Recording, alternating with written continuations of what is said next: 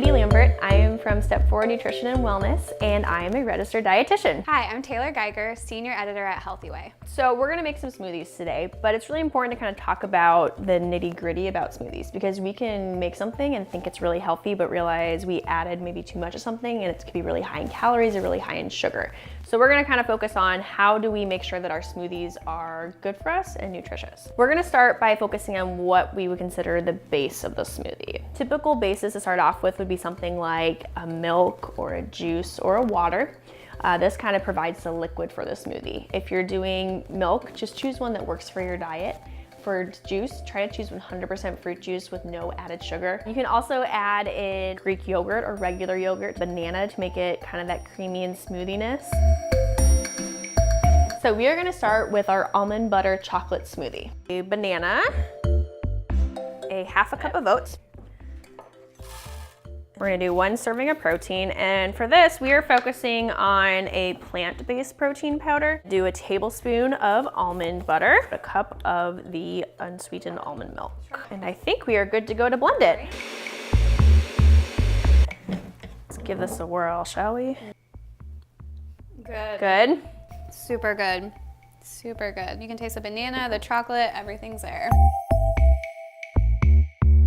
So now we're gonna make our berry blast smoothie. And this smoothie is gonna focus a little bit more on carbohydrates and choosing ones that are gonna be very nutrient dense and give you the most bang for your buck. Great. Okay, so we're gonna start with a cup of strawberries, and why don't you slice those? Okay. Now, if you don't buy your spinach bagged, you wanna remove these stems from your spinach because they're not gonna taste very good. The leaf is really what we want. So what are some reasons why someone might want to increase their carb intake? If you're an athlete and you are working hard and you're burning lots of calories, that we need a good way to kind of refuel and get those carbohydrates back in you.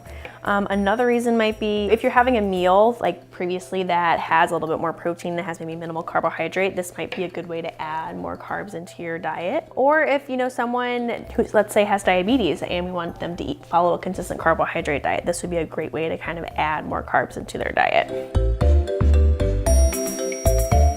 While you're dumping those in, I'm gonna get a half a cup of blueberries. The idea is when we measure our fruits, we're not then going to be having so many that it makes our smoothie really high in calories and too high in carbohydrate. A cup of Greek yogurt, a quarter cup of milk. And then I'll let you blend it up. So let's go ahead and try this one. Oh, I like that one. That might be my favorite so far. But this would make a great breakfast smoothie. You could also do it with like a salad or something for lunch as kind of a complimentary smoothie. It's really versatile. If you wanted to add more protein to it, you could always add a little bit of our protein powder or add some more Greek yogurt. You can also add some nut butter too.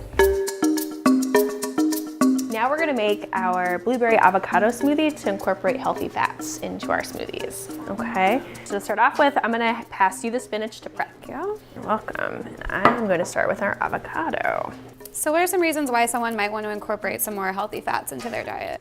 Fats give us that kind of sticking power. So if you are wanting to lose weight and you want to feel fuller longer, adding some healthy fats in is a great way to kind of curb your appetite for several hours after you have it. It helps with our heart. It helps with memory function. There's so many great things that healthy fats can help us with, and they kind of sometimes get forgotten about, if you will, and kind of bringing them back into the limelight is really gonna promote people eating them more. And I'm gonna measure out a half a cup of almond milk. So you'll also notice that we have 2 different measuring cups, and something I kind of want to point out, there's a wet measuring cup and a dry measuring cup. If you end up measuring a wet and a dry or a dry and a wet, you're gonna have your ingredients be off a little bit. Okay, let's grab that blender and we can start adding our ingredients. A cup of blueberries. Is there any rule of thumb, like what order the ingredients should go into the blender? Does that matter at all? The only time that you may run into some trouble is if you're adding a protein powder or adding a powdery type substance and you put it in first, it may not get completely blended up. Okay. So another example would be is if you're doing like a protein powder in a shaker bottle, do your liquid first and then the protein powder so it gets mixed up easier. And then I'll let you pour that in. All right, and then I'm gonna have you reach and grab that flax seed. Sure thing. And we'll do a tablespoon of that. Okay, great. So can you give us some more examples of some healthy fats that are easy to add to a smoothie like this? Yeah, so if you don't have flax seeds at home, if you have chia seeds, that's another great way. You can do almond butter again. The avocado is a real easy one to add in. You can also add in nuts and seeds. So if you just wanted to take some like slivered almonds or take some walnuts or any type of nut, you can add those in as well. Let's get this blended up.